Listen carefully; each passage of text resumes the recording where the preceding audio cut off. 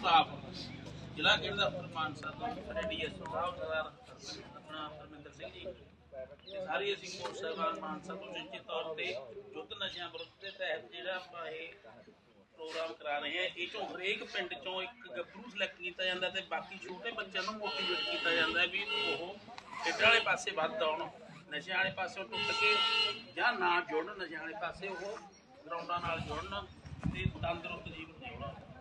ਇਸ ਤਹਿਤ ਅਸੀਂ ਇਹ ਉਪਰਾਲਾ ਕਰ ਰਹੇ ਹਾਂ ਸਰਕਾਰ ਦੀ ਤਰਫ।